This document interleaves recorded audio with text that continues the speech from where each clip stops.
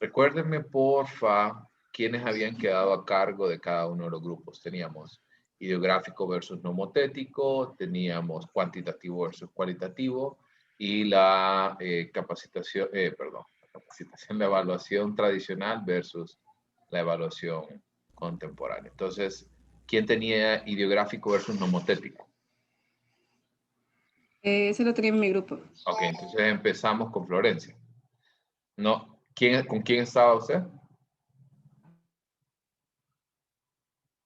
Tiene apagado el micrófono. Ahí está. Estaba con la compañera Scarlett, con la compañera Bere, con Nelsie, creo que me acuerdo que es el otro nombre.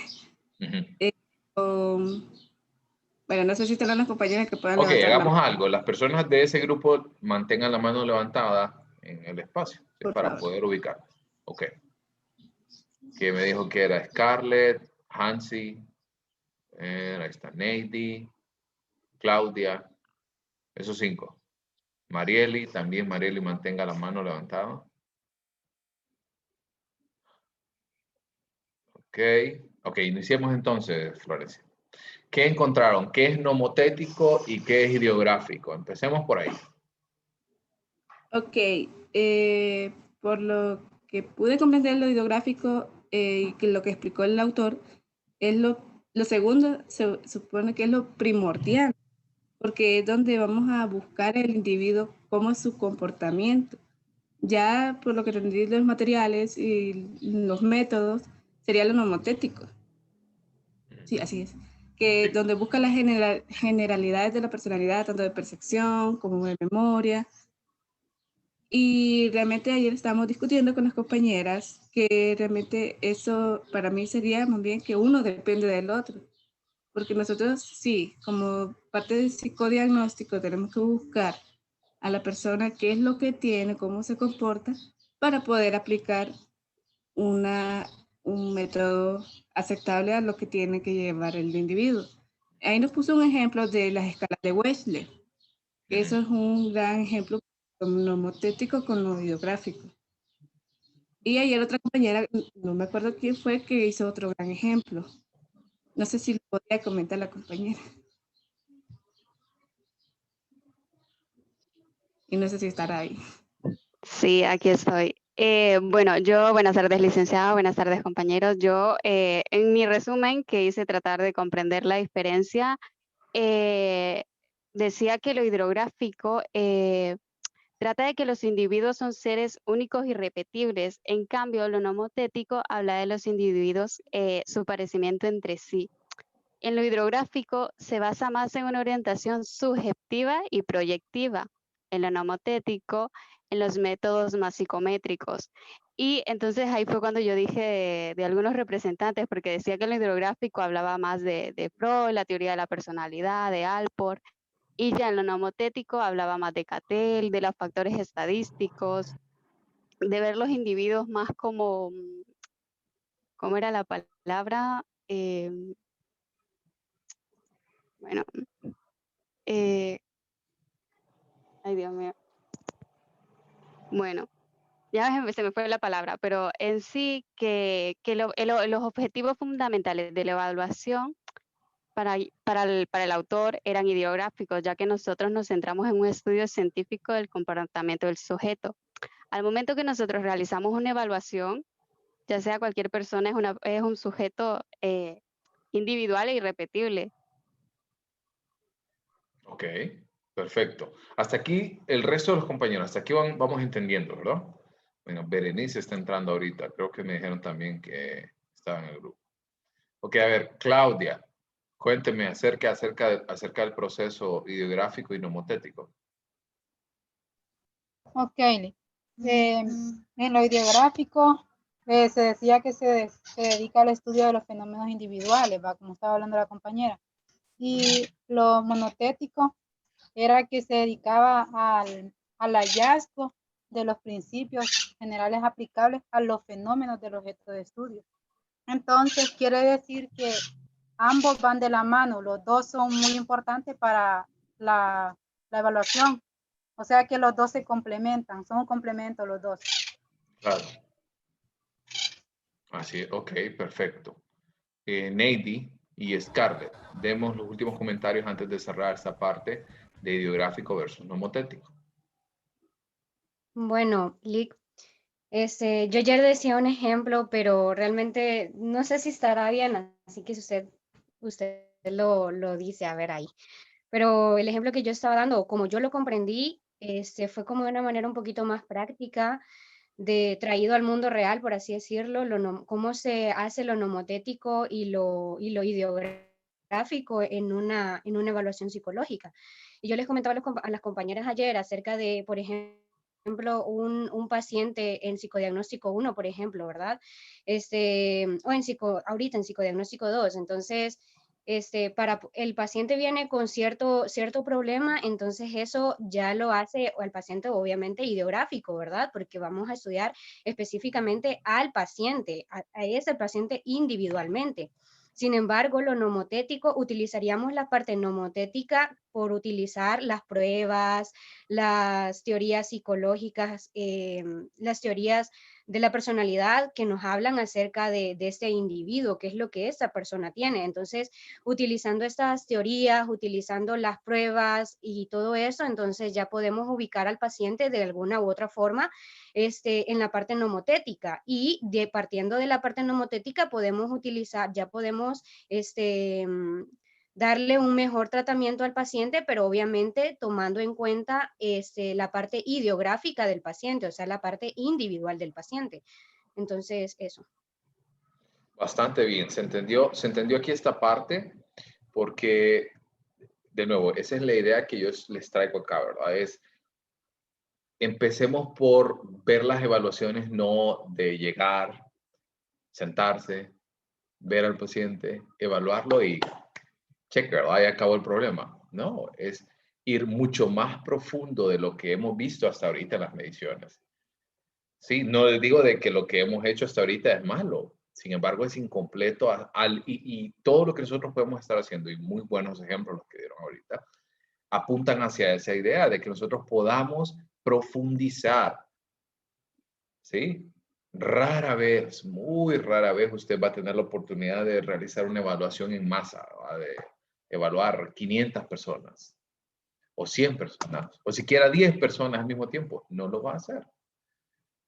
Siempre nosotros vamos a evaluar de uno en uno, o a lo más una familia. Sin embargo, debemos de ir tomando en cuenta estas suposiciones para poder ir haciendo mucho mejor el acompañamiento psicológico. ¿Estamos bien hasta acá? ¿Se entiende? ¿Se entendió diferencia entre ideográfico y nomotético? Los demás que no son del grupo. Sí, se entendió, Lick. Ok. ¿Alguien quiere del grupo que no haya tenido alguna participación, quiere cerrar con algo? No. Ok. Perfecto. Gracias al grupo 1. Pasamos al siguiente grupo, que es la evaluación cuantitativa versus cualitativa. ¿Quién estaba a cargo de ello? Licenciado Jessica Larios. Jessica, háganme el favor también de todos los demás ir levantando la manito para poder ir llamándolos. Y en el caso de Claudia y Scarlett, gracias, y bajen la manita, la de... Yo se lo bajé ahorita. La manita, no la manita la que tienen ustedes ahí, sino la manita de Zoom.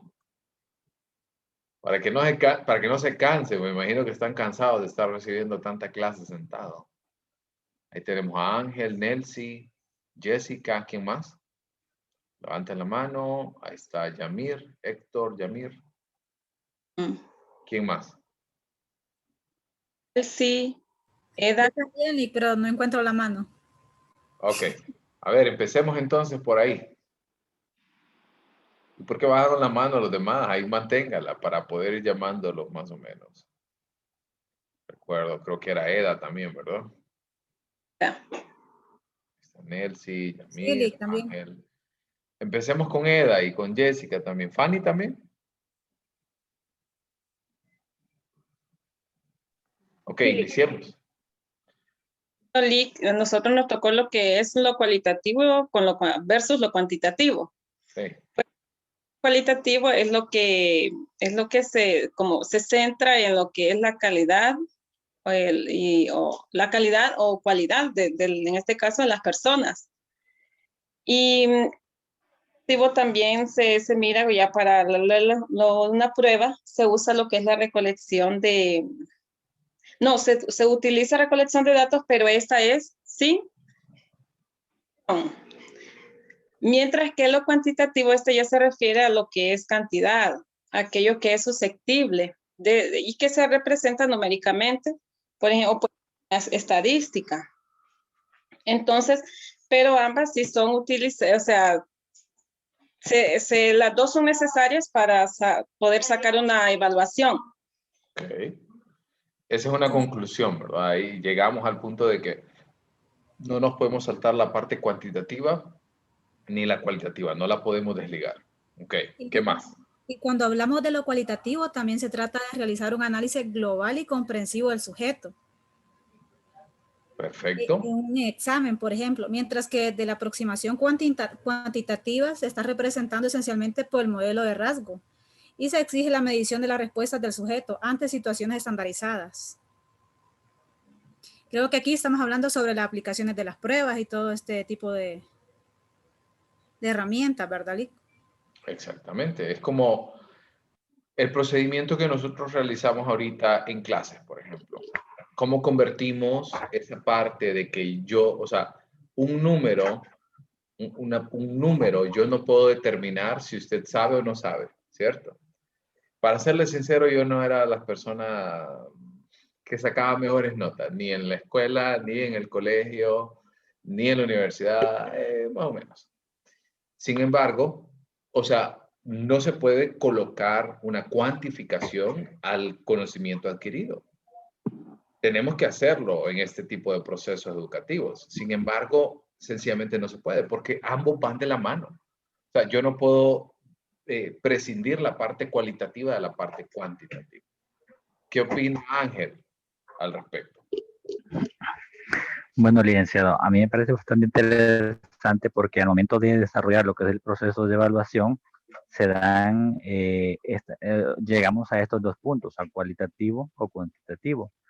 Pero también me llama la atención cuando habla del modelo dinámico, que ya es como más estructurado. Ya aquí está como establecido cuáles son los procesos. Pero en cuanto a lo que es el modelo constructivista, también me llama la atención porque se le da más libertad al investigador para que pueda proponer o quizá desarrollar un poquito mejor esos procedimientos que ya están previamente establecidos, y creo que nosotros como psicólogos tenemos la meta de, bueno, como todos hemos visto, todas las pruebas que nosotros tenemos vienen de fuera, pero nosotros también podríamos tener la meta de mejorarlo a lo que es a nivel de la cultura hondureña, porque nosotros evaluamos en base a pruebas mexicanas, evaluamos en base a pruebas, nos encontramos en que hay sesgo en la investigación porque la prueba fue aplicada en otro país y no ha sido del todo desarrollada o que tenga una validación específicamente para lo que es el contexto hondureño. Entonces, a mí me parece que en el proceso evaluativo, nosotros como psicólogos hondureños tenemos bastante trabajo por delante. Claro, ok, perfecto. ¿Hola? Sí, lo escucho. Sí, entonces me parece bastante interesante lo que es la parte de los modelos, el dinámico y el constructivista, porque podemos nosotros incluso en el proceso de la investigación hacer muchos aportes y hasta podríamos proponer mejoras para las pruebas, hablando en este caso de los modelos dinámicos. Perfecto. Por ahí tengo a Nelcy pendiente, tengo a Fanny. ¿Qué otro comentario de lo que no han tocado sus compañeros que ustedes quisieran añadir? Bueno, Lick, yo creo que lo cualitativo va de la mano con lo cuantitativo, porque si cuando nosotros atendemos a un paciente, creo que lo primero que nos presentan ellos son síntomas, y eso sería lo cualitativo. Y lo pasaríamos a lo cuantitativo cuando aplicamos las pruebas. Entonces, tanto lo cualitativo como lo cuantitativo debe de ir de la mano, porque ambas nos van a dar respuestas a lo que queremos investigar. Exactamente. De nuevo, ¿puedo despegarlo? No puedo. A ver, cerramos con Yamir. ¿Qué comentario tiene al respecto, Yamir? Bueno, haciendo un poco de un resumen acerca de lo que hablaron mis compañeros, como decían ellos, son dos cosas que podrían relacionar como lo objetivo y lo subjetivo. Son dos cosas que no se pueden separar y que son necesarias, digamos, para nosotros los psicólogos en lo que es la evaluación. Tanto la parte cualitativa como cuantitativa, aunque la cualitativa está fundamentalmente, digamos, bueno, el énfasis de este enfoque le da una libertad en el juicio profesional, mientras que por otra parte, en el enfoque cuantitativo, estamos como que nos plantea, digamos, una serie de normas que debemos seguir o saber, pues tener en cuenta para seguirla, pero que son dos enfoques, digamos, básicamente necesarios para una evaluación y fundamentales. Tener la parte cuantitativa y la cualitativa creo que nos hace como, nos lleva a una mejor conclusión de lo que queremos estudiar o saber. Claro, perfecto. ¿Algo más del grupo? ¿Alguien más? ¿Estamos bien? Buenas tardes, licenciado. Helen, ¿cómo está? Bien, bueno, cuando indagaba sobre el tema, recordaba a inicios, cuando llevamos métodos, que una vez el licenciado nos preguntó acerca de cuál era más importante y en ese tiempo pues no sabíamos nosotros la diferencia y hubo un debate, ¿verdad?, entre los que decían que era mejor la parte cuantitativa y otros la cualitativa. Y como vemos o hemos aprendido que ambas son importantes, como lo han mencionado mis compañeros, y solo se diferencian entre la forma de cómo tomar los datos, ¿verdad? Porque pueden ser por medio de cuestionarios, entrevistas o dinámicas de grupo. Eso es todo, licenciado.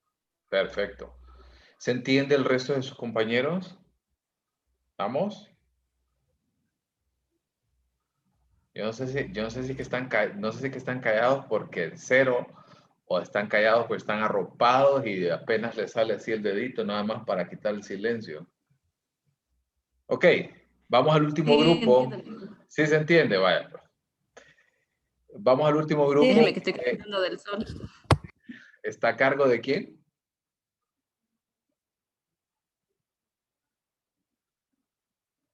¿Quién está a cargo del último grupo? A ver, y los demás vayan levantando la manito. Voy a bajar aquí la de Ángel, la de Yamir. Tengo Harold, Marjorie, Stephanie Ramos, Orquídea, Karen y Alma. Ok, vamos a ver. Y Kelly. Cuéntenme. Que conste, antes que nada, quiero hacerles un preámbulo porque estoy seguro que no fue muy fácil, ¿verdad? El tema de evaluación tradicional.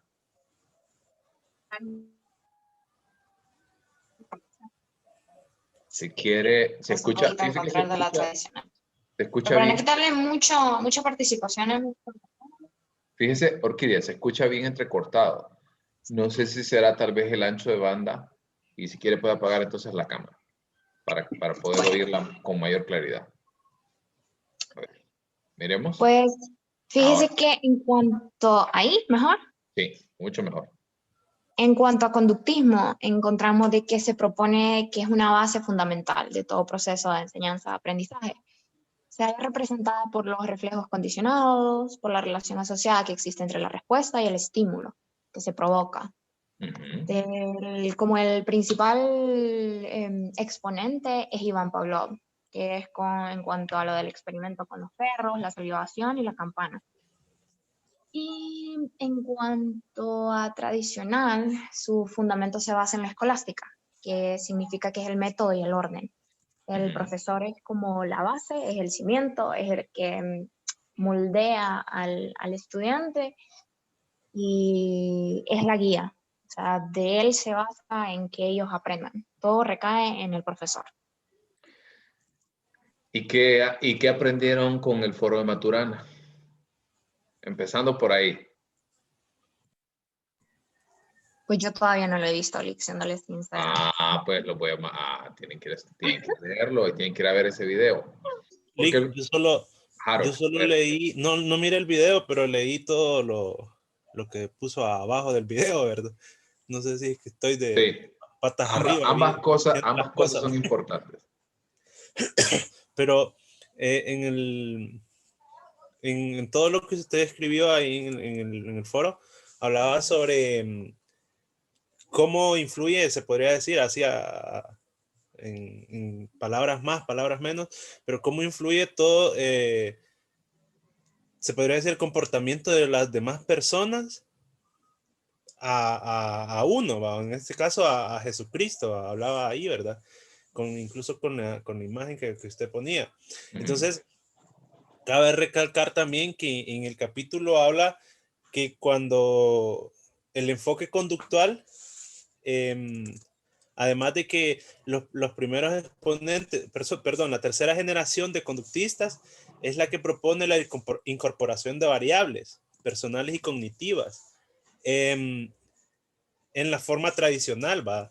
En la fórmula tradicional conductista. Y también habla sobre unos factores endógenos y exógenos en este sentido de lo conductista, ¿va? Yo recuerdo que creo que fue en Anormal 2 que me enseñaron ese concepto de endógeno y exógeno, que son tanto los factores externos como los factores internos de una sola persona, ¿verdad? Entonces habla también a grandes rasgos, perdón, que en todo caso va a depender mucho la evaluación que nosotros vamos a hacer de estos factores, y eso es lo que hace la diferencia. O sea, que no nos vamos a centrar solamente en dónde vive, cómo vive, qué es lo que siente en este momento. También hablaba que el modelo conductual radical, al explicar la conducta en función exclusivamente de los estímulos externos, sostiene que el comportamiento es específico y depende de la situación en la que se halla el sujeto. Exactamente, porque vean esta situación de percibirlo de esta manera. Cuando lean el foro se van a dar más cuenta de que muchas veces depende no solamente de los factores, como dice Harold, de los factores externos, sino también de la disposición que tenemos. Yo le doy un vuelco en el foro aplicado a la educación, porque eso es lo que yo quiero que ustedes hagan, que ustedes tengan una participación activa en la clase, no que me vengan a escuchar por 2 horas, bla, bla, bla, bla, bla, bla, bla, bla, bla, y luego se les olvida. O voy a leer. No, quiero que ustedes a mí me digan qué es lo que entienden a partir de ello. Volviendo al tema, a ver, tenemos a Karen con la mano levantadita. A ver, cuéntenos, ¿qué es entonces la evaluación conductual y la evaluación tradicional? Bueno, lo que decía el compañero, hablando sobre la conducta, de lo conductual, dice que la conducta de un individuo difiere de los estímulos del ambiente, o sea, de lo externo. Y lo tradicional muchas veces es se puede decir de los factores internos de la persona. También encontré que Ballesteros habla de 4 etapas, hablando en lo tradicional, y en lo conductual habla de 3. En lo tradicional, para un tratamiento psicológico, son estas 4 etapas. Y en lo conductual, para modificar la conducta, pero siempre dándole un seguimiento a lo tradicional, uniendo lo tradicional con lo conductual.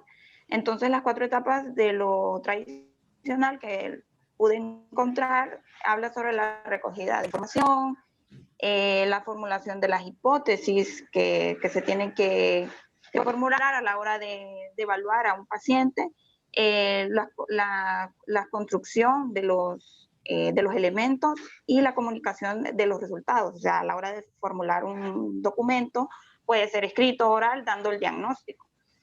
Y para darle el seguimiento, se vuelve a las etapas de lo conductual, donde ya se habla de un plan de tratamiento y valoración acerca del diagnóstico encontrado, y un diseño, un tratamiento de diseño, y la valoración y darle un seguimiento a este resultado, ya cuando queremos modificar ya la conducta, ya cuando el problema ya no es, bueno, lo que entendí yo, ya no es psicológico, sino que ya queremos modificar la conducta, entonces nos trasladamos a la evaluación conductual. Entonces, para mí, esas, igual que las otras evaluaciones, también pueden ir de la mano, ambas. O sea, podemos pasar de una a otra. Es que eso es lo que yo quiero que entiendan, y ese, gracias Karen por la participación, ha sido muy buena. Eso es lo que yo quiero que entiendan, que muchas veces se nos presenta en la bandeja, en la mesa, o cuantitativo o cualitativo, o personal o grupal, pero no debe de ser visto desde esa óptica, debe ser visto desde todas las ópticas para poder obtener realmente el resultado que nosotros queremos. Porque el psicodiagnóstico se basa en eso. Usted, vaya, por ejemplo, podemos tener el mismo paciente y le podemos aplicar las mismas pruebas y podemos tener las mismas preguntas en la entrevista, pero si cada uno se enfrasca solamente en un enfoque, vamos a obtener todos resultados diferentes. Porque un individuo es como es porque creció en un lugar, pero también es como es por su genética. También es como es por su crianza. También es como es de donde nosotros venimos. ¿Se entiende? Marjorie y Stephanie, con ustedes dos cerramos. No sé si alguien más se me queda de fuera. Ya pasó, ya participó Karen, le bajo la manito, ya participó Harold, y me falta Stephanie y Marjorie. Kelly también. Bueno, Lick, yo de mi parte, bueno, como mencionaba la compañera, sobre el conductismo, ¿verdad? Que se basa en lo que es la enseñanza y el aprendizaje y lo que trae un estímulo como respuesta a un sujeto. Pero como usted acaba de mencionar, siento que igual van de la mano porque menciona aquí que en lo tradicional considero yo que todo es como de una manera más rígida, porque se habla sobre como que un profesor es un modelo y un guía y que se debe de imitar y se debe obedecer, y se torna todo en base más como a la disciplina. Pero menciona como que en esta área como que no importa si las personas, no importa si las personas son sometidas a humillaciones o a castigo físico, y también habla sobre que todas las personas están como regidas bajo el mismo método de enseñanza. Y entonces, como usted mencionaba, o sea, todos somos diferentes. Y se supone, ¿no?, que la violencia lleva a violencia o la violencia lleva a sumisión, pero eso depende de los estímulos y, como usted mencionaba, a cómo uno se va desarrollando de forma interna. O sea, cómo uno va desarrollando su personalidad, su forma de pensar, y la respuesta a los diversos estímulos que la sociedad o que inclusive en nuestra familia o en nuestra área educativa se nos trata como de enseñar y hasta cierto punto de imponer. Y al hablar de imponer, creo que más que todo como en la sociedad, porque estamos regidos por normas. Y bueno, creo que estas dos, como usted mencionaba, entonces sí van de la mano. Exactamente. Perfecto, gracias Marjorie. Y cerramos, si tiene algún comentario, Stephanie. Sí, buenas tardes. Bueno, yo le voy a dar como un concepto del lado de maternal, porque soy mamá. El conductivismo es, bueno, en mi caso normalmente a uno lo rigen, ¿verdad? Como sería la teoría tradicional de que uno tiene que ser mamá, tiene que dar lactancia, que tiene que estar con sus hijos.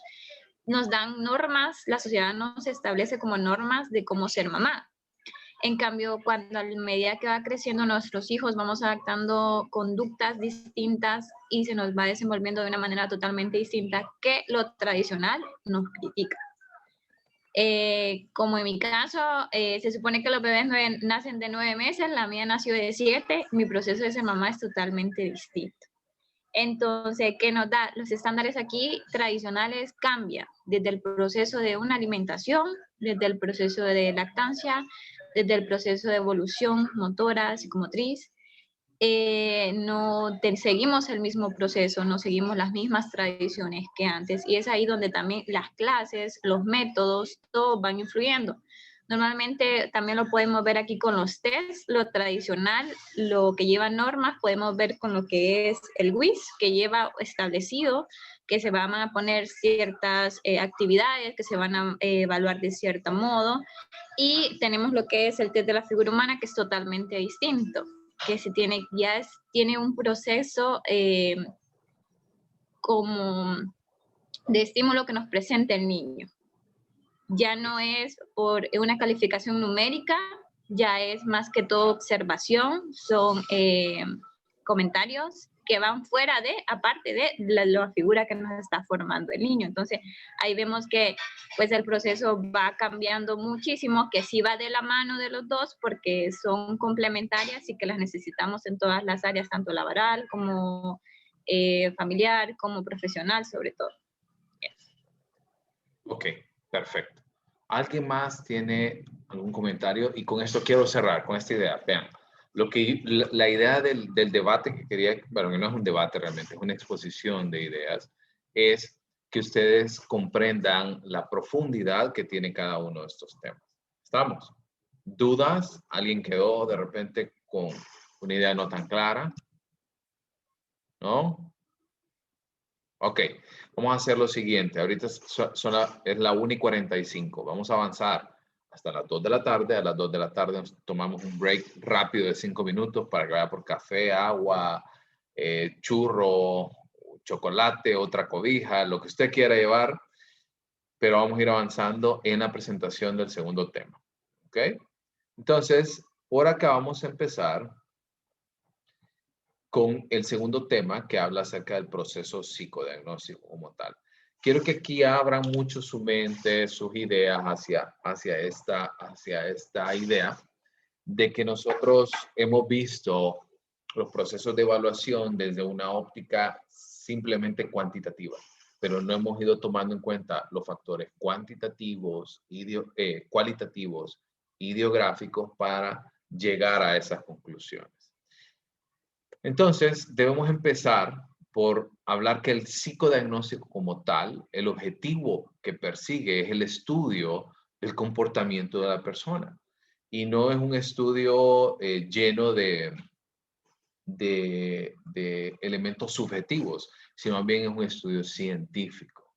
Debe de llevarse a cabo mediante un proceso con fases previamente establecidas. Ya lo vamos a ver más adelante cuál es el flujograma. El proceso psicodiagnóstico, aquí hasta les quiero hacer un súper énfasis, no solo es aplicar test. Quiero que se rompan de esa idea. No solo es venir, sentar a la persona, preguntarle cuánto midió, cuánto pesó al nacer, hacer las preguntas de la entrevista como que si fueran un recetario. No. Que salirse de ese espacio, hay que salirse de esas ideas preconcebidas. El proceso psicodiagnóstico es estudiar al individuo en su contexto, desde todas las ópticas que acabamos de ver. ¿Ok? ¿Cuáles son algunas de las generalidades de este proceso de evaluación? Entonces, la evaluación psicológica implica no solamente el hecho, o la acción de evaluar, sino que es un proceso, ¿sí? De nuevo, la evaluación no solo es la conducta de evaluar, o no solo es la acción de evaluar, sino que es un proceso que tiene una serie de pasos que nosotros lo vamos a estudiar en esta clase. ¿Cuáles son algunas de las características? En primer lugar, todo proceso lleva un objetivo. Y este objetivo nos va a nosotros a orientar, ¿sí? Ese proceso de evaluación. Repito, cuando llega una persona a su consultorio, tal vez no pensemos ahorita en la clase, porque en la clase cada uno de nosotros ahorita vamos a hacer conejillos de India, ¿sí? Pero piense cuando la persona llega a su consultorio. Esa persona llega con un problema y no sabe cómo solventarlo. Entonces, este proceso de evaluación nos va a permitir a nosotros tomar las decisiones para solucionar ese problema. ¿Se entiende? ¿Estamos? No solamente es llegar, darle resultados y cheque, se acabó, ahí se ve, un gusto, es tanto. No, es ayudarle a solventar ese problema con el que ya ha llegado. También una característica importante es que requiere de mucha formulación y de contrastación de hipótesis. Y me va a decir, Lick, puchica, pero eso yo pensé que jamás me iban a volver a hablar de hipótesis después de pasar los métodos. No, aquí le vuelvo a tocar el tema de hipótesis. Porque tenemos que, cuando hablamos de una hipótesis, es una idea, es una suposición que nosotros estamos desarrollando. Tal vez no aplicada a una investigación, pero sí aplicada a la conducta de la persona y de dónde vienen las raíces para tener esa conducta. ¿Cuáles son los objetivos que busca toda evaluación? ¿Ok? Voy a explicarles lo siguiente. Pero eso se lo voy a explicar de manera gráfica. ¿Ok?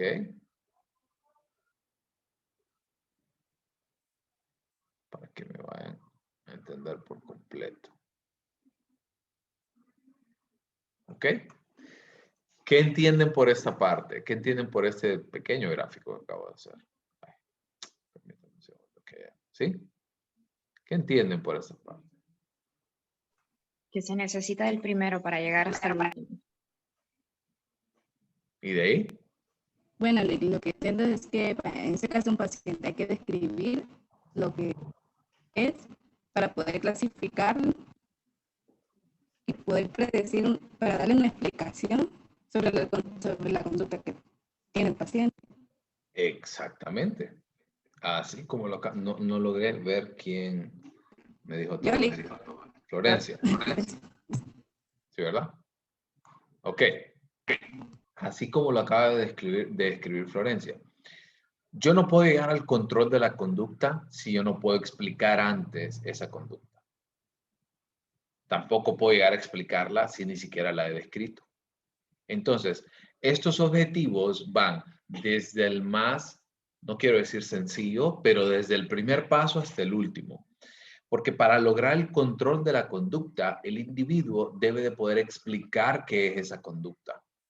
Debe de ser capaz de predecir y no basado, ¿verdad?, ni en que le va a leer la mano, ni en que le va a leer las cartas. Predicciones en cómo se va a comportar en X o Y situación.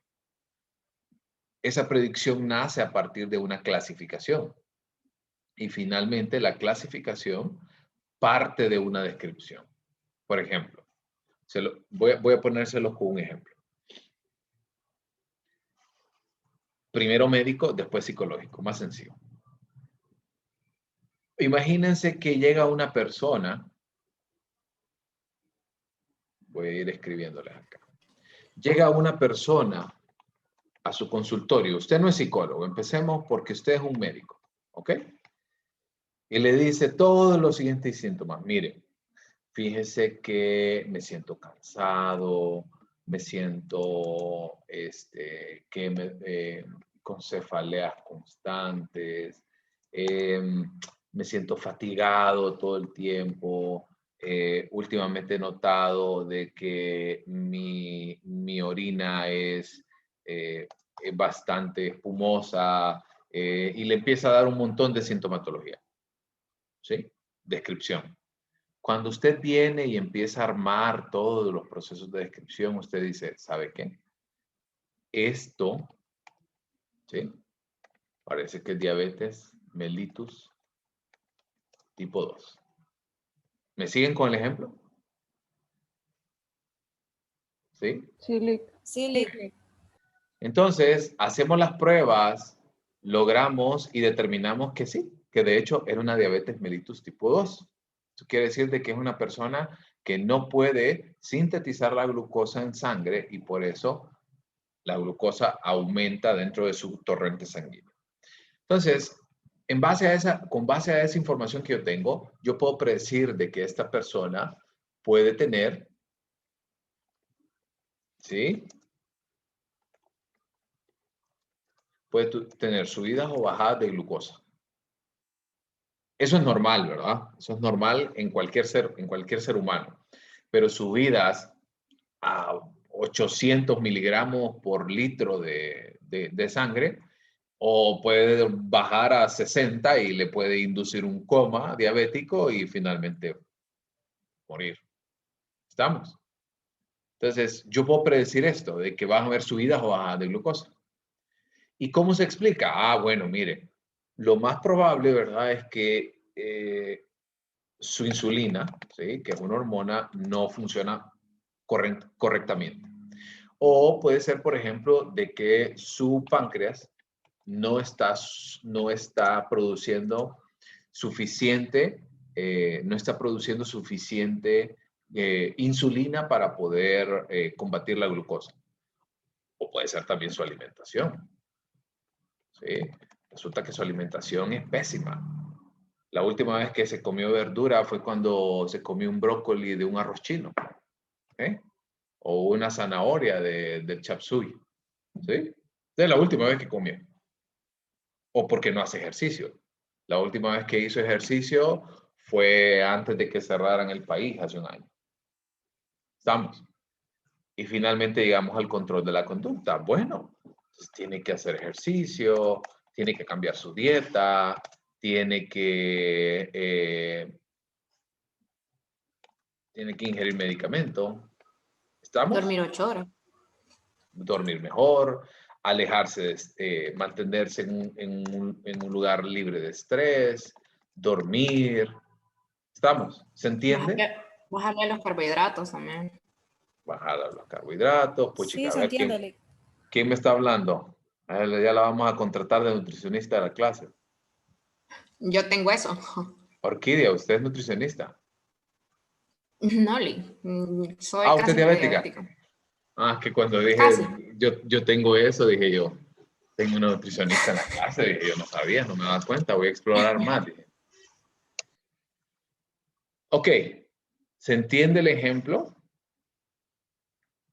Eso se los acabo de poner, vean, y por eso bien dice, objetivos de toda evaluación. Ahora pensemos en una evaluación a nivel psicológico. Empecemos con la descripción. Llega la persona y le empieza a decir toda la sintomatología, ¿verdad? Y le dice, mire, últimamente no he tenido deseos de vivir. He pensado en suicidarme. Sí, he pensado en que la vida no tiene sentido. He tenido cambios bruscos de alimentación. Duermo poco. Antes lo que disfrutaba hacer, pasar tiempo con mi familia, con mis hijos, con mi pareja, ya no lo disfruto. Para mí el trabajo se ha vuelto una carga, ya no quiero, no lo disfruto. Vamos con la parte descriptiva. Después de hacer la parte descriptiva, viene y usted dice, bueno, ¿a qué suena esto? A ver, ¿a qué suena? Depresión. No, depresivo. Depresión. Okay. Y usted dice entonces, bueno, lo podemos clasificar como un trastorno depresivo mayor. ¿Ok? Listo. ¿Qué pasa entonces con las personas que tienen un trastorno depresivo mayor? ¿Qué podemos predecir con esto? ¿Cómo se va a comportar? A ver. Todo esto es de anormal 2 y los que llevaron a normal, tengo a Hansi, Harold, que llevaron a normal 1 conmigo. No vimos depresión, pero sí vimos algunos factores asociados con la predicción de la conducta. No tienen que tener ¿Qué piensan? A ver. Bueno, ¿Perdón? muchas personas con depresivas tienen conductas suicidas o pensamientos autolesivos hacia ellos mismos. Perfecto. ¿Qué más? Buenas tardes, Nick. También son personas que tienden a aislarse. Perfecto. La mayoría de las personas no duermen bien. Ok, puede ser un insomnio primario o secundario. Puede ser que la calidad de vida también se vea deteriorada, ¿cierto? Sí, Puede ser deterioro que físico su o salud. el aspecto personal. Estamos. Y todo esto, vean, lo estamos sacando a partir de una sintomatología. Luego venimos y tratamos de explicar, bueno, ¿qué pasa por acá? Pueden haber factores ambientales, ¿cierto? Puede haber sido alguna pérdida, algún duelo. Pueden haber factores endógenos, ¿sí? Puede haber por ahí algunos desbalances a nivel hormonal. En el caso de las mujeres eso puede ocurrir. Por ejemplo, también pueden haber algunos desbalances a nivel de neurotransmisores. No se está produciendo la suficiente serotonina. Nuestro cuerpo pasa expuesto a mucho estrés y ese estrés, recuerden en psicofisio 3, que ese estrés hace que la hormona cortisol nos mantenga a nosotros en un estado de frenesí y nos mantenga a nosotros en un estado que nosotros decimos, Dios mío, estamos como bajo ataque todo el tiempo. ¿Sí? Podemos explicarlo desde esa manera para finalmente llegar al control de la conducta. Y bueno, podemos realizar un tratamiento dual con fármacos y psicoterapia. ¿Sí? Psicoterapia que la van a ver por ahí en técnicas terapéuticas, puede ir asociada con las ideas irracionales, puede hacer un tratamiento con terapia cognitiva conductual, etc. ¿Se entiende? Quedó bastante claro. Espero que sí. Sí, Lick. Sí, Lick, se entiende. Ok. Sí. Perfecto. Avancemos entonces a la siguiente diapositiva. Las evaluaciones se realizan en función de lo que el cliente quiere. ¿Sí? Cuando usted llega a comprar a una tienda, usted llega con una idea, ¿cierto? Es como cada vez que voy a Larache, ¿no? Cada vez que voy a Larache, hay que llevar el cosito del coso, ¿verdad? No se lo olvide, ¿verdad? Usted llega y le dice, mire, que ocupo una cosita que va en y lleve la muestra, ¿sí? Pero imaginemos que usted está en Larache y usted llega a buscar algo en específico. Usted sabe lo que necesita, sabe lo que le hace falta en la casa, pero a lo mejor de repente el vendedor que está ahí puede darle una mejor opción, ¿sí? Sin embargo, esa opción no es que usted llega buscando cemento y se va con una planta. O no es que usted llega buscando una herramienta eléctrica y se va con una puerta. Va en función de lo que el cliente necesita. Entonces, hay 4 funciones en específico. La primera, que es la que vamos a ver nosotros en este caso, puede ser el proceso diagnóstico como tal. El segundo puede ser a nivel de orientación, que eso lo vieron, por ejemplo, si están llevando ahorita medición 4, saben de que la evaluación va en función de darle una guía a la persona. Por ejemplo, el encontrar el puesto que quiere, el encontrar su trabajo soñado, la carrera soñada. El punto 3, que es la selección, por ejemplo, eso se ve mucho en procesos de selección de personal. Por ejemplo, para saber si la persona que estamos evaluando realmente es el idóneo para cumplir con los requisitos de ese puesto. O finalmente, el último, que es el que nosotros debemos siempre apuntarle, porque las evaluaciones no sirven de mucho si no procuramos ayudarle a solventar el problema al cliente. ¿Sí? Es como cuando usted llega al médico y usted le dice, mire doctor, fíjese que me duele la cabeza y me duele esto y me duele aquello y bueno, y le manda a hacer unos exámenes, ¿verdad? Y le dice, fíjese que sí, lo que usted tiene es una gran infección en la garganta, ¿verdad? Y, sí, lo que tiene es una infección, ¿verdad? Bueno, qué bueno que ya sabemos eso. No, ¿verdad? Viene y le da y le dice, mire, tiene que tomarse estos antibióticos durante tantos días, tantos al día, bla, bla, bla, porque le da un tratamiento. Pasa exactamente lo mismo aquí en psicología. De nada nos sirve llegar a un diagnóstico y que ahí muera. Debemos de procurar siempre que nuestras evaluaciones vayan hacia un tratamiento. ¿Ok? Y son las 2 de la tarde ahorita. Ok. 2:05 volvemos. ¿Estamos? Listo, listo. Ok. Perfecto. Voy a detener la grabación un ratito. Empiezo a las 2:05 puntos. Seguimos en esta parte. Hasta aquí todo está claro. Vamos bien. ¿Se ha entendido? ¿Vamos? Ok. Sí. Sí. Perfecto. Gracias. Entonces, seguimos en las etapas de la evaluación. Cuando nosotros vemos esto, es que nosotros debemos de entender, sobre todo, de que la evaluación depende, en primer lugar, de cuál es su objetivo, ¿sí?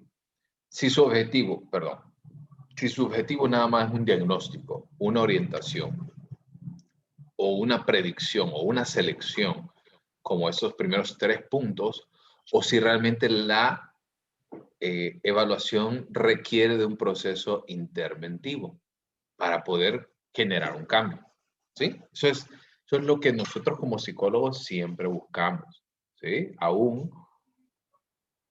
dentro de los procesos de clase, yo no sé ustedes las experiencias que han tenido en las mediciones, pero yo siempre les pido recomendaciones a los alumnos, porque necesito que lleven y que vayan entendiendo de que aun cuando es una práctica, aun cuando es un caso, usted tiene que darle una solución al problema de esto.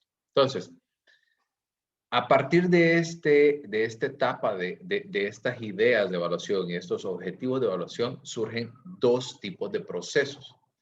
El primero, que es un descriptivo predictivo, y el segundo, que es un interventivo valorativo.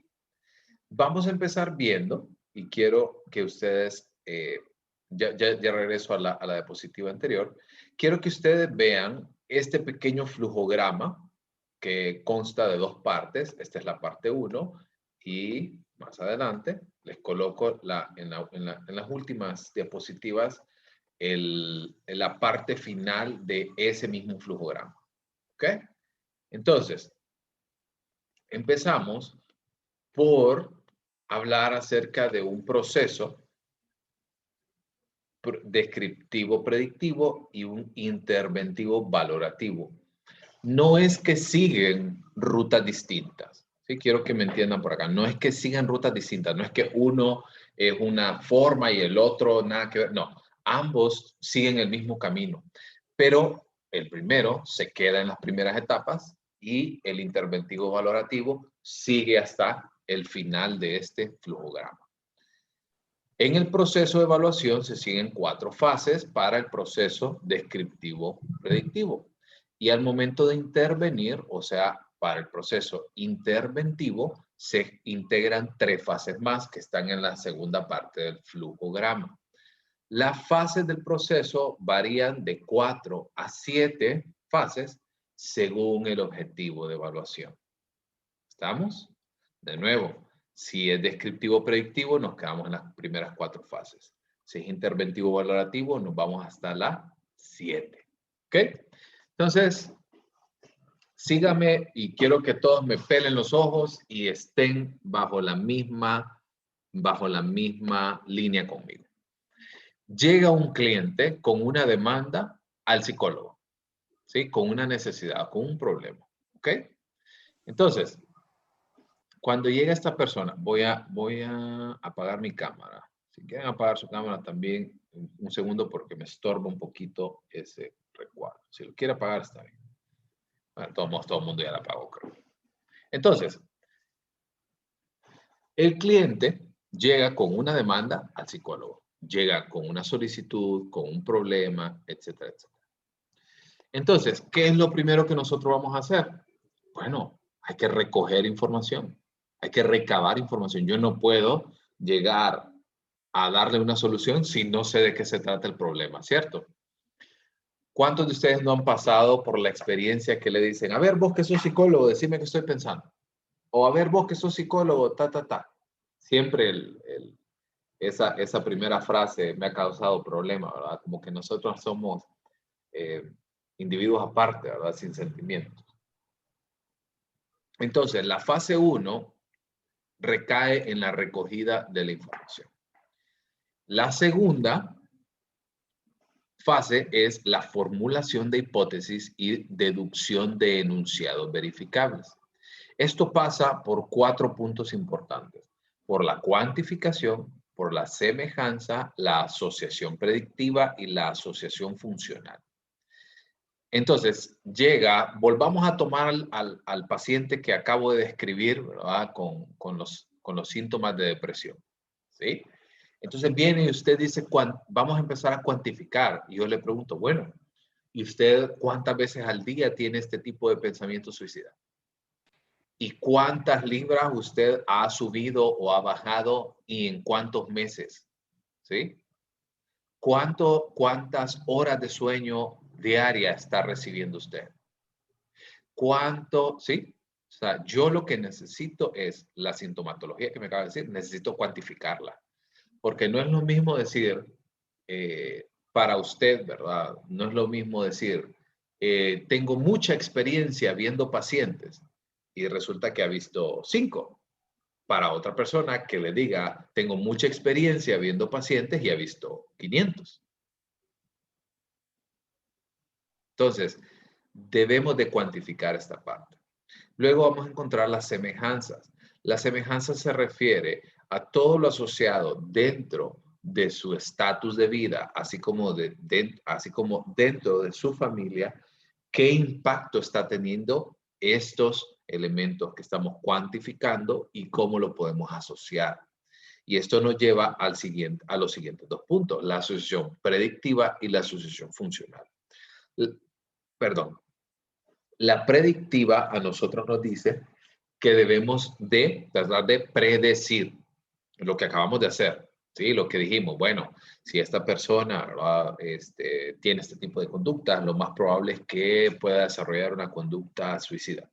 O es probable que la persona tenga este tipo de conductas y este tipo de pensamientos, ¿sí? Eso es tratar de establecer una predicción. Pero también necesitamos establecer asociaciones funcionales, como por ejemplo, esa sintomatología que me presenta es más frecuente ¿cuándo? En la mañana, en la tarde, en la noche. ¿Y qué pasa antes de que tenga este tipo de conductas? A lo mejor se peleó con la pareja, a lo mejor sus hijos no responden a las necesidades, a lo mejor el fallo en su vida profesional tuvo un impacto en esto. ¿Se entiende esos 4 puntos? ¿Vamos?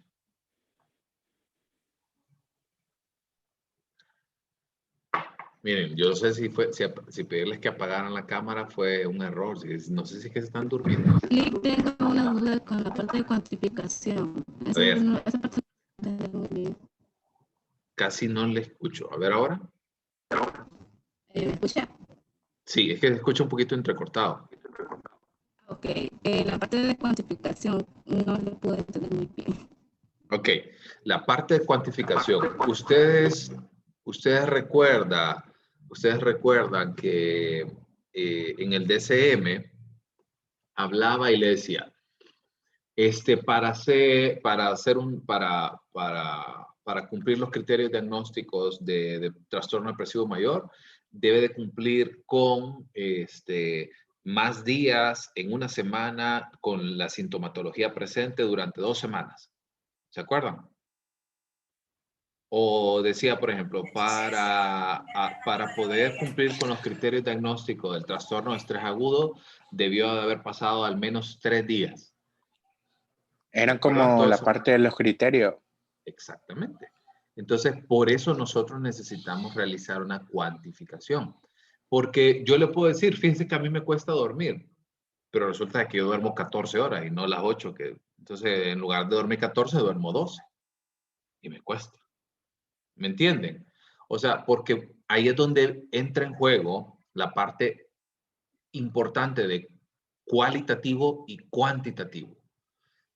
Porque a lo mejor para usted llevar un ritmo de vida como la ha llevado ahorita durante la pandemia, es tranquilo, ¿sí? No sale de casa, tiene todo resuelto, pero para otra persona es muy probable que no lo esté pasando bien.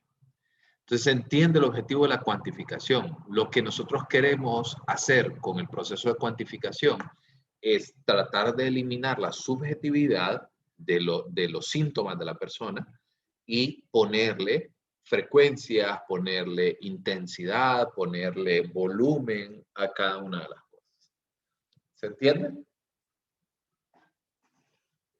Ahora sí, gracias. Perfecto. En el caso del punto 2 y el punto 3, si ustedes ven que tiene flecha hacia arriba y hacia abajo, es porque puede existir en algún momento de que las hipótesis que nosotros nos hemos formulado sean incorrectas, ¿sí? ¿Cómo vamos a comprender si la hipótesis es correcta? ¿Cómo podemos saber si esa hipótesis es correcta o incorrecta? Nada más contrastándola, ¿sí? Tiene que pasar por un proceso de contrastación. Tengo que evaluar, tengo que ver si realmente lo que yo pienso que es, eso es. Entonces, ¿cómo se puede hacer? Algunas de las herramientas que con mayor frecuencia utilizamos es la administración de test y otras técnicas de evaluación. Y aquí es donde viene el punto que yo les decía. No solamente es aplicar, es un paso importante. ¿Estamos? El paso 2 y el paso 3 podemos variar y podemos estar una cantidad de tiempo considerable en esos puntos. ¿Estamos bien? Sí, Lick. Ok. Pasamos al siguiente punto, que es el punto 4, que es cuando nosotros comunicamos los resultados. Eso quiere decir, llegamos aquí donde les había comentado acerca de los objetivos de la evaluación. Ya era de elemento diagnóstico, de orientación, selección, descripción, clasificación o predicción. ¿Se entiende hasta aquí estos 4 puntos?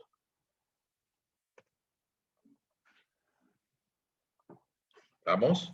Sí. Ok.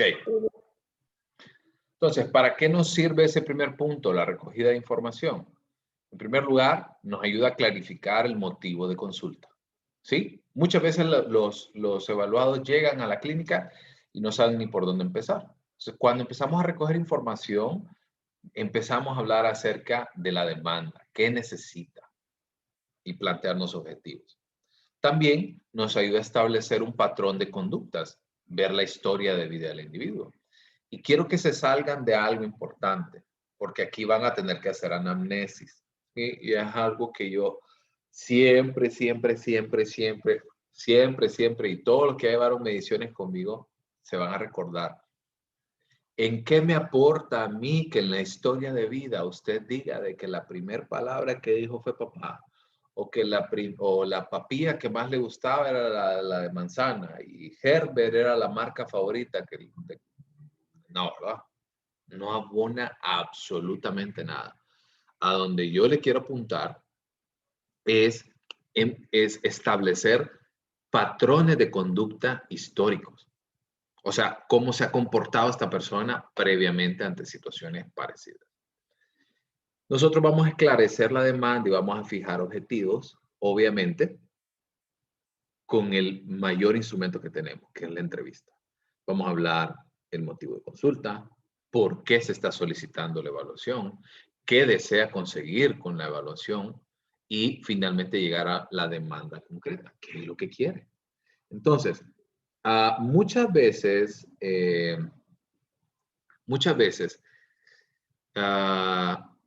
nosotros creemos que las personas llegan a la consulta con un fin objetivo y con un fin de encontrar ayuda, pero también debemos de ver muchas veces dentro del motivo de consulta, para los que ya vieron el motivo de consulta manifiesto y latente, debemos de entender muchas veces que el motivo de conducta latente puede ir enmascarado, ¿no? Y puede tratar de querer conseguir otra cosa de la evaluación. Les ponía un ejemplo de que yo les decía de que hubo una vez una paciente que llegaba a mi consulta que me decía, fíjese que mi hijo tiene muchas dificultades y quiero ver si lo puedo cambiar de colegio, pero en el colegio me piden una evaluación, entonces por favor. Pero cuando yo lo evalúo a él, lo que ella quería realmente era un informe para poder presentarlo y que al niño lo promovieran de grado. No buscaba otra cosa. ¿Ok? Entonces, debemos de entenderlo. Y la entrevista obviamente debe ser una demanda lícita, o sea, una petición lícita, y el psicólogo debe ser alguien totalmente capacitado. Una vez que planteamos ese motivo de consulta, si se determina, porque les quiero decir algo, les quiero contar algo que no les cuentan muchos profesores. Muchas veces los pacientes no pasan de la primera consulta. ¿Sí? Si se llega a determinar que se va a continuar el proceso, o sea, pasa porque no se siente cómodo, pasa porque de repente cuando usted hace el encuadre, todos están en psicodiagnóstico 1 aprendieron el encuadre, ¿verdad? ¿No? Sí. No. ¿No? Sí, licenciado. Ok. Pero Sí. para los que no lo manejan, el encuadre es como las reglas de juego que nosotros vamos a utilizar durante el proceso psicodiagnóstico. O sea, los horarios que nos vamos a ver, los honorarios, qué duración va a tener, cuál es el objetivo que se persigue, la conducta que se debe mantener, entre otras cosas. Entonces, si se determina continuar el proceso, se le debe de informar al paciente por ejemplo, cuántas sesiones vamos a tener. Usted no puede predecir la cantidad de sesiones, ¿verdad? No le va a decir, vamos a tener 14. ¿Sí? O sea, va a dar un estimado aproximado. ¿Qué tipo de series y qué tipo de técnicas, test, instrumentos vamos a aplicar para cumplir la demanda? Que todo, absolutamente todo lo que se plantea necesita la colaboración del evaluado y finalmente también la estricta confidencialidad que se debe manejar entre paciente y psicólogo. También para establecer las condiciones históricas, buscamos realmente explorar, ¿verdad?, estos aspectos tanto endógenos como exógenos que forman parte de la trama de vida del individuo. También necesitamos explorar su vida, necesitamos explorar sus comportamientos, el ambiente, los elementos biológicos que influyen en su actuar. Entonces, ahí estamos hablando de recogida de información. El segundo punto, que es la formulación de hipótesis y deducción de enunciados verificables, vamos a enfocarnos en dos momentos principales. El primero es la formulación de la hipótesis. Habíamos hablado, con base a la información que tenemos, las observaciones realizadas y con el establecimiento de patrones de conducta, vamos a realizar nuestras propias hipótesis y vamos a formular lo que vamos a conocer como la teoría sobre el caso. O sea, qué tipo de situaciones vamos a tener y qué podemos esperar o qué explicación podemos encontrar de la conducta problemática del paciente. Y el segundo momento es la deducción de estos enunciados verificables. O sea, vamos a decidir qué instrumentos vamos a utilizar para poder comprobar estas hipótesis. Por ejemplo, si la persona que le busca como un motivo de consulta es porque su hijo está teniendo dificultades a nivel académico y está presentando bastantes dificultades para poder relacionarse con otras personas, vamos a aplicar específicamente pruebas que vayan asociadas con ese motivo de consulta. ¿Estamos? Hay 4 supuestos importantes que nosotros debemos de tomar en cuenta, que eran los que les decía. La cuantificación, la semejanza, la asociación predictiva y la asociación funcional. En la cuantificación hablábamos frecuencia, duración, que lo conté 2 intensidad, veces y me... volumen, entre otras cosas. El supuesto de semejanza es, hay un dicho que yo siempre les digo que cuando usted oye, ¿verdad? Como casco, ¿verdad? ¿Sí? Como que viene alguien por ahí, ¿verdad? Imagínense que usted está en un pueblo, usted está en un lugar en el cual la vida pasa más lenta, no hay tanto estrés, el café es mejor, el fogón lo tienen en la cocina, y empieza a escuchar un sonido como de cascos pegando con la calle. ¿Qué es lo primero que ustedes imaginan?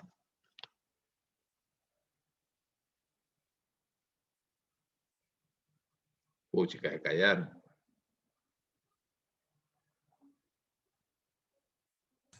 Un caballo. ¿Quién me respondió ahorita? Que voy a ver. Orquídea. Orquídea. ¿Por qué pensó en un caballo? ¿Por qué? Y si dice que fogón adentro de la casa, entonces me imagino como un pueblo. Ajá. ¿Y por qué no pensó, por ejemplo, en una cebra? Primero, pero después fue como, creo que cascos es más como a caballo. Exacto. Porque parece lo más obvio, ¿verdad?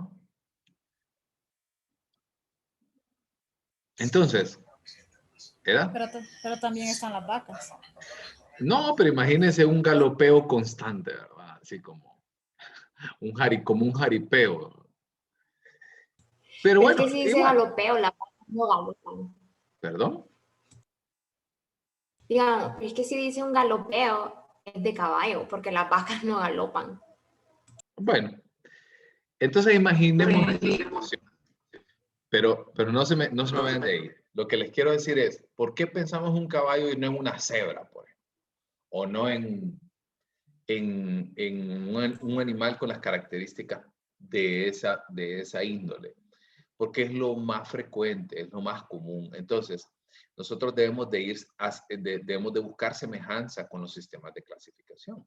Entonces, no pensemos de repente que la persona con las dificultades que nos está mostrando tiene un problema inescrutable, un problema inexplicable, sino que tratemos de encontrarlo dentro de una explicación lógica. Y finalmente, los supuestos de asociación predictiva, que eran los que les comentaba. Es muy probable que cuando esto ocurre, es muy probable que también esto otro ocurra. Y finalmente, el supuesto de asociación funcional, que es cuando buscamos realmente la explicación causa-efecto para el hecho que se nos plantea. ¿Estamos? ¿Estamos bien hasta acá?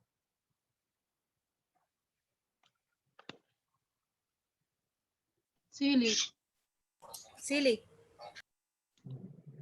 Ok, entonces, ¿cuál es la relación que debe de haber entre el supuesto, o sea, entre el motivo de consulta y los objetivos de evaluación?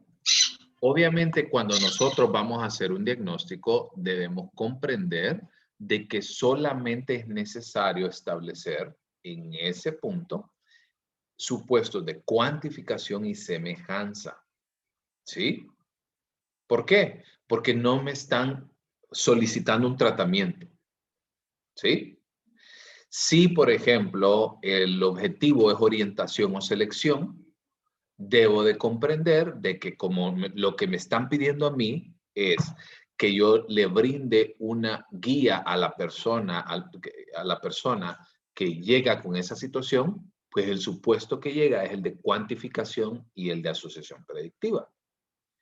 Pero si lo que nosotros buscamos es el cambio de comportamiento, el cambio conductual, entonces nosotros tenemos que hablar acerca de todos los supuestos que acabamos de ver. Tenemos que formular hipótesis, tenemos que cuantificar, tenemos que asociar, tenemos que buscar un elemento de predicción y finalmente encontrar la causa, encontrar el porqué de esa conducta. ¿Se entiende esta parte? Aquí es como, les voy a rayar un poquito. Aquí es como, ¿sí? Como que lo vieran desde este punto. Si nosotros vemos el primer objetivo, ¿sí? 1, 2 y 3. Si nosotros viéramos el primer objetivo asociado entonces con nada más diagnóstico, ¿sí? Solamente nos quedamos con el supuesto 1 y supuesto 2, o sea, cuantificación y semejanza. Si el objetivo de evaluación es orientación y selección, o sea, puede ser orientación y selección de personal, por ejemplo, nos vamos a quedar entonces con el supuesto 1 y el supuesto 3. Eso quiere decir el de cuantificación y el de asociación predictiva. ¿Estamos? Porque aquí en selección yo no busco, recuerden que semejanza es tratar de colocar a la persona dentro de una categoría diagnóstica, ¿cierto? En este espacio yo no busco una categoría diagnóstica. Y finalmente, el último punto, cuando buscamos un cambio comportamental, van todos. 1, 2, 3 y 4. Necesito cuantificar, necesito colocarlo dentro de una categoría estadística, necesito generar una asociación predictiva y finalmente una asociación causal. O sea, ¿cuál es el motivo? ¿Se entiende? ¿Vamos? Sí. Perfecto. Borro aquí. Sigamos entonces por acá. En la fase 3, a su vez consta de 3 fases adicionales. La primera es la preparación y planificación de los instrumentos a utilizar. Usted no va a ir a aplicar a alguien sin saber qué es lo que quiere. ¿Sí? ¿Les ha pasado? Ni siquiera les voy a preguntar. Estoy seguro que les ha pasado que ustedes llegaron a una evaluación en mención 1, 2, 3, 4, si tuvieron la oportunidad de aplicarlo presencial y se dieron cuenta de que no andaban lápiz grafito antes de la aplicación. Ay, Dios mío, ¿dónde consigo un lápiz grafito? Y allá Andresito se hacía de todo el billete. O no andaba cronómetro y andaba como loco buscando cronómetro. Porque muchas veces esta primera fase nosotros la saltamos. No la pasamos. Y el proceso de preparación es clave para que la evaluación sea de manera correcta. Aquí entra en juego, en la preparación entra en juego los materiales, la lectura de las consignas. Muchas veces hay personas que llegan o que se atreven a aplicar pruebas sin siquiera antes haberlas leído en algún momento. Y la planificación habla acerca de que, ok, este es el orden que yo voy a aplicar pruebas. Voy a empezar por Macover, de ahí voy a pasar a TAT, de ahí nos vamos a tomar un receso y después en la prueba 3 voy a aplicar Bender, en la siguiente esta, ¿sí? Claro, no es un plan en el cual usted va a morirse con ese plan. Puede ser a lo mejor de que, y me pasó hace poco y les quiero comentar esto. Resulta que yo empecé aplicando Macover a un paciente, perdón. Y cuando aplicó Macover, su idea y su experiencia es que Macover le toma entre 5 y 10 minutos, más o menos, en total. Pero esta persona se tardó 23 minutos en una figura. Y en Macover son 2. ¿Qué pasó entonces con toda mi planificación? Bueno, tuve que eliminar esas últimas pruebas de aplicación porque no las iba a poder aplicar.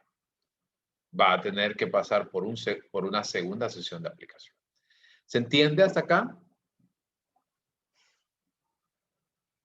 Luego pasamos al proceso como tal de la administración de los test.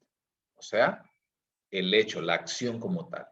Y finalmente pasamos al análisis de resultados. Aquí entra en juego la calificación, tabulación y finalmente la interpretación para generar el informe de resultados, que ese es el siguiente punto.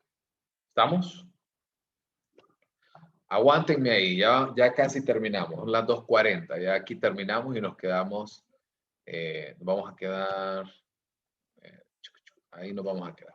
Ok, en la cuarta fase, el proceso de evaluación, ¿sí? No de psicodiagnóstico, el proceso de evaluación concluye con la integración de los resultados y comunicándole los resultados al paciente. ¿Ok? Monitoreo de cine. Y finalmente hacemos un resumen, ¿sí? Del proceso que acabamos de ver. El proceso que acabamos de ver es el proceso descriptivo. Ahora pasemos al proceso interventivo valorativo. Cuando la demanda no solamente es evaluar, no solamente es conocer, sino que es el cambio de comportamiento, tenemos que generar el proceso interventivo. Pasamos por estas 4 etapas que acabamos de ver, pero al terminar esas 4 etapas empieza el proceso de intervención y se va a elaborar el plan de tratamiento. Nosotros lastimosamente en esta clase nos quedamos hasta esa fase 4 porque no están listos todavía para hacer el plan de tratamiento. Cuando ustedes finalicen psicodiagnóstico 2 y pasen a técnicas terapéuticas 1, van a poder armar ese plan de tratamiento y generar la intervención. Posteriormente pasa en la 6ª etapa a la puesta en marcha del tratamiento, el diseño y la administración y sobre todo algo importante, así como veíamos en la etapa 2 y la etapa 3, que podía ser en ambas vías, o sea, que podíamos retroceder en algún momento, es porque probablemente los tratamientos, no todos están asegurados que van a tener un 100% de efectividad. A lo mejor a una persona le funciona una terapia cognitivo-conductual y a otra una técnica de corte psicodinámico. Pero no lo vamos a entender y no lo vamos a comprender hasta que ya estemos en el plano de la puesta en marcha. Entonces, una vez que nosotros empezamos por el proceso de tratamiento, debemos de valorar y debemos de dar un seguimiento. Recuerden que el proceso de evaluación y de tratamiento no termina solamente en, bueno, ¿verdad? Ya terminamos, cheque, ahí se ve, sino en dar un seguimiento. Y hay citas de seguimiento. Cuando la persona logra establecer y pasa todo el proceso de tratamiento, debe darle también un seguimiento a este individuo. ¿Cuáles son los objetivos principales? Bueno, queremos saber si el cambio que se logró durante el proceso psicoterapéutico va a ser perdurable, ¿sí?